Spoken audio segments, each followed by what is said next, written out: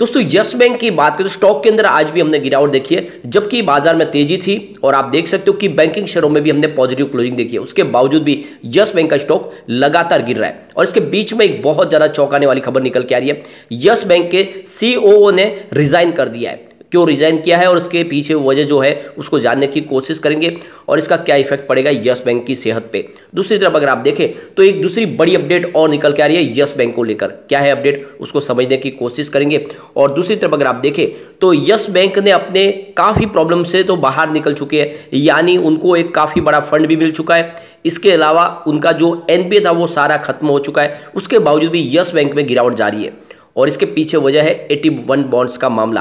और लोगों को लग रहा है कि क्या इस 81 बॉन्ड्स के मामले की वजह से भारी गिरावट हो जाएगी। और दूसरी तरफ वो लॉक इन पीरियड की तलवार लटक रही है और मार्च महीना नजदीक आ रहा है और इस वजह से भी देखें लोगों का डर बैठ रहा है कि अब ये फरवरी हो चुका, मार्च एंडिंग में लॉक इन पीरियड खुलेगा तो बहुत भारी मात्रा में शेयर बीच आएंगे बाजार में बिकने के लिए। तो क्या एक गिरावट का दौर बनेगा? इन सारी बातों ने माहौल थोड़ा सा इस समय गिरावट का बना दिया। लेकिन क्या इस गिरावट के माहौल में हमें इस समय इन्वेस्टमेंट कर लेना चाहिए या फिर इस समय निकल जाना चाहिए? इन सारी बातों को समझेंगे इस वीडियो के माध्यम से। लेकिन फ्रेंड उससे पहले अगर आप पहली बार हमारे चैनल आए हैं तो चैनल को सब्सक्राइब कर दीजिए और एक बेल आइकॉन दबा दीजिए ताकि जब भी नया वीडियो बने पहला नोटिफिकेशन आपको मिले। वीडियो पसंद आए तो लाइक शेयर जरूर कीजिए। चलो फ्रेंड्स वीडियो स्टार्ट करते हैं। मैं हूं आपका दोस्त एसबी दवे और हमारे अपने चैनल ऑनलाइन कमाई में आपका बहुत बहुत स्वागत है। सबसे पहले अगर हम बाजार की बात करें तो आज निफ्टी 50 18,015 के स्तर पर क्लोजिंग दी है, 0.48% की शानदार तेजी। और यहाँ पे अगर हम निफ्टी बैंक की बात करें तो 41,731 के स्तर पे आ चुका है, 0.20% की तेजी यहाँ पर भी देखने को मिली। निफ्टी पीएसयू बैंक में लगभग आधा परसेंट की तेजी थी, 3,870 स्तर पे 0.48% की तेजी थी। निफ्टी प्राइवेट बैंक में तेजी आज काफ़ी कम थी, 21,289 के स्तर पे 0.18% की मामूली सी तेजी थी। लेकिन यस बैंक के स्टॉक में तो हमें कुछ गिरावट देखने को मिली। अगर हम यस बैंक की बात करें, स्टॉक की शुरुआत 16.30 पर हुई, यानी नेगेटिव शुरुआत हुई क्योंकि कल की क्लोजिंग 16.40 की थी। इंट्राडे में 16.20 का लो भी बना और हाई था 16.50 का, यानी कुछ समय के लिए स्टॉक ग्रीन हुआ लेकिन फिर गिरावट के साथ में क्लोजिंग हुई 16.35 पर, 0.30% की गिरावट है। गिरावट बड़ी तो नहीं है लेकिन इस समय जब बाजार का माहौल पॉजिटिव बना हुआ स्टॉक दबाव में दिखाई दे रहा है। वॉल्यूम देखें तो पिछले एक महीने पहले इसका 17 करोड़ का वॉल्यूम था, 5 करोड़ की डिलीवरी उठाई गई थी। 1 वीक पहले 12 करोड़ का वॉल्यूम था, 3 करोड़ की डिलीवरी उठाई गई थी। और कल 8 करोड़ का वॉल्यूम था, 3 करोड़ की डिलीवरी उठाई गई थी। आज भी 8 करोड़ का ही वॉल्यूम हुआ। अब यहाँ पे पूरे बाजार में वॉल्यूम के मामले में यस बैंक नंबर 2 पे था। यहाँ पे एक बहुत बड़ी अपडेट निकल के आ रही है। यस बैंक के सीईओ अनीता पाई ने रिजाइन कर दिया है। आप देख सकते हो ये चीफ ऑपरेटिंग ऑफिसर थे यस बैंक के और आप ये समझ सकते हो उन्होंने रिजाइन कर लिया है। और ये रिजाइन क्यों किया है इसका रीज़न नहीं बताया गया यहाँ पे, लेकिन आप समझ सकते हो कि अब इनको रिप्लेस करेंगे सचिन राउत, जो यहाँ पे देख सकते हो कि सेंट्रल हेड है रिटेल और कॉर्पोरेट बैंक यस बैंक के ऑपरेशन के। अब वो यहाँ पे सीईओ की पोजीशन संभालेंगे।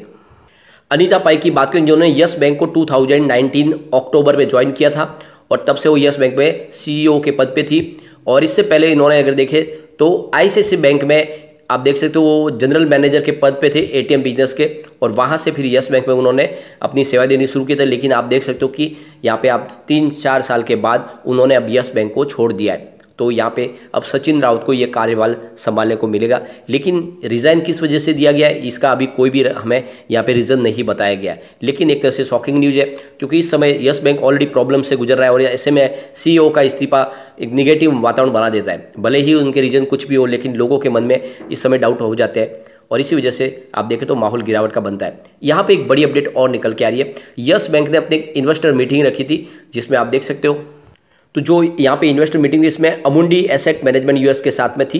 दूसरी जो इनकी कंपनी थी वो थी बोफा सिक्योरिटीज। इन दोनों के साथ में इन्होंने कल इन्वेस्टर मीटिंग रखी थी। ये 14 फरवरी की कल की इनकी मीटिंग हुई है और लगातार आप बैंक समझ लो काफ़ी अपने इन्वेस्टर के साथ इस समय मीटिंग कर रहे हैं क्योंकि Q3 अभी गया है रिसेंटली और उसके बाद में उनके साथ में डिस्कस करना जरूरी है।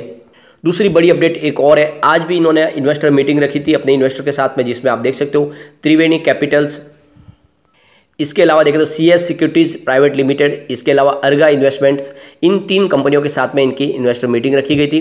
तो लगातार यस बैंक की तरफ से मीटिंग हो रही है।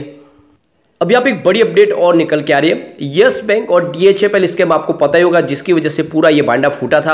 अब जो कपिल वाधवान है वो जेल में है, DHFL के मालिक, और अब उन्होंने आप देख सकते हो सुप्रीम कोर्ट में अपील की थी कि उन्हें मेडिकल ग्रांट के ऊपर बेल मिले, और इसके लिए आप सुनवाई देख सकते हो आज सुप्रीम कोर्ट में हुई है।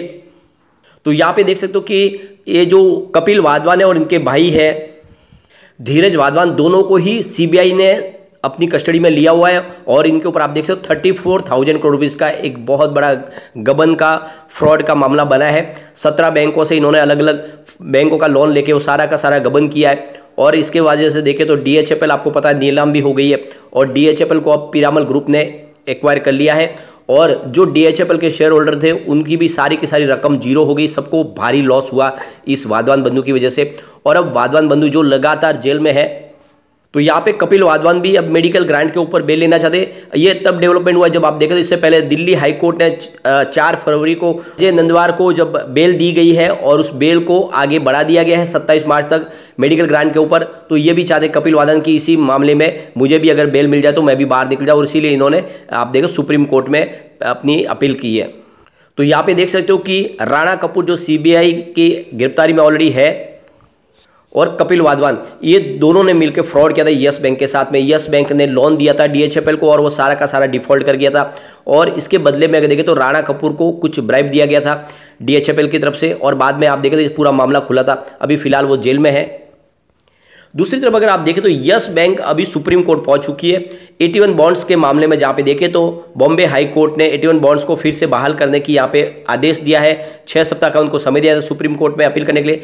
तो यहां पे यस बैंक सुप्रीम कोर्ट में पहुंच चुकी है, और इसी सप्ताह हो सकता है कि यस बैंक के इस मामले की सुनवाई सुप्रीम कोर्ट में शुरू हो। और आप देख सकते हो कि यस बैंक का कहना है कि हमारा जो ग्राउंड है काफ़ी मजबूत है, और ये पहले से ही कहा गया था कि 81 बॉन्ड्स है वो जिस तरह से उसको डिज़ाइन किया गया है उसमें ये क्लियरली है कि अगर बैंक को कोई प्रॉब्लम होगी तो वो सारी की सारी रकम है वो जीरो हो सकती है, और इसी के तहत हमने इसको राइट डाउन किया है। तो ये आप समझ सकते हो कि इसका जो है पूरा का पूरा मामला, अब इसकी जो सुनवाई होगी सुप्रीम कोर्ट में तब पता चलेगा कि किसके फेवर में फैसला आता है। क्या बॉम्बे हाई कोर्ट का फैसला उसको फिर से आगे बहाल किया जाता है, या फिर यस बैंक के फेवर में फैसला आता है। और इसी ने पूरा एक तरह से देखे तो माहौल बिगाड़ा हुआ है, और इसी वजह से काफ़ी लोग डरे हुए भी है, और इसी वजह से यहाँ पे गिरावट का माहौल बना हो। लेकिन जल्द ही यहाँ पे सारी की सारी प्रॉब्लम सॉल्व होती हुई दिखा देगी, क्योंकि आप देखें तो अल्टीमेटली यस बैंक तो मजबूत हो चुकी है, यस बैंक की सेहत में सुधार हुआ है।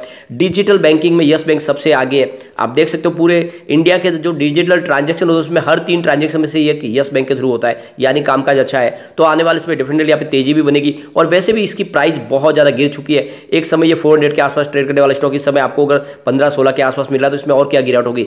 खरीदारी की जा सकती है, और नजरिया लॉन्ग टर्म का रखेंगे तो डरने की कोई बात नहीं। बाजार में FI फिर लौट आई, आप देख सकते हो पिछले 4 ट्रेडिंग सेशन से वो खरीदारी कर रहे। आप देख सकते हो 10 फरवरी से उन्होंने शुरुआत की थी, आज 15 फरवरी को भी उन्होंने 430 रुपीज़ की नई खरीदारी की है। तो एक तरह से शुभ संकेत है बाजार के लिए कि FI बाजार में फिर से निवेश शुरू कर चुके। दिसंबर से वो लगातार बिकवाल बने हुए थे, लेकिन फरवरी के आप देखो बीच पड़ाव में यहाँ पे इन्होंने फिर से खरीदारी शुरू की। ये काफ़ी अच्छा एक शुभ संकेत है, और बाजार में फिर से एक माहौल पॉजिटिव बन सकता है। अब यस बैंक की बात करें तो इसकी सेहत में काफ़ी ज़्यादा सुधार हो चुका है। आप मार्केट कैप देख सकते हो 47,014 रुपीज़ के आसपास का है। करंट प्राइस 16.40 की है। 12 रुपीज़ का इसका लोअर, 24 इसका हाई है। यानी रिसेंटली लोगों को काफ़ी अच्छा इसमें रिटर्न भी मिला था। मैंने 22 के आसपास प्रॉफिट बुकिंग की सलाह भी दी थी, काफ़ी लोगों ने प्रॉफिट बुकिंग किया, लेकिन कुछ लोग 30 के टारगेट के चक्कर में रह गए और उन्होंने अपना माल नहीं बेचा, लेकिन अब स्टॉक नीचे आ गया है। तो ये आपको खास ध्यान रखना चाहिए। समय समय पर अगर आप शॉर्ट टर्म या मिड टर्म इन्वेस्टर तो आपको प्रॉफिट बुक कर लेना चाहिए। लॉन्ग टर्म इन्वेस्टर को तो बिल्कुल ये सलाह है कि आप बने रहे, डरने की कोई बात नहीं। स्टॉक का 53.30 का है, बुक वैल्यू 13.50 है, तो इससे नीचे जाने की संभावना बहुत ही ज़्यादा कम है। और इसका ROC 4.96% है, ROE 3.21% है, फेस वैल्यू 2 है। तो ये 81 बॉन्ड्स का मामला इस समय न आता तो इतनी बड़ी इसमें गिरावट की संभावना भी नहीं बनती। और इस समय आपको बिना डरे निवेश को बनाए रखना है। थोड़ा और गिरावट हो सकती है, लेकिन जल्दी इसमें फिर से बाउंस बैक की संभावना भी बनेगी। और गिरावट काफ़ी हो चुकी है, इसमें ज़्यादा गिरावट की संभावना बहुत कम है। लेकिन फ्रेंड, कोई भी इन्वेस्टमेंट करने से पहले अपने फाइनेंशियल एडवाइजर से बारे में ले ले या अपना खुद का रिसर्च करें, क्योंकि मैंने वीडियो आपके एजुकेशनल पर्पज के लिए ही बनाया। वीडियो पसंद आए तो लाइक से जरूर कीजिए और चैनल को सब्सक्राइब कर दीजिए। Thank you friend.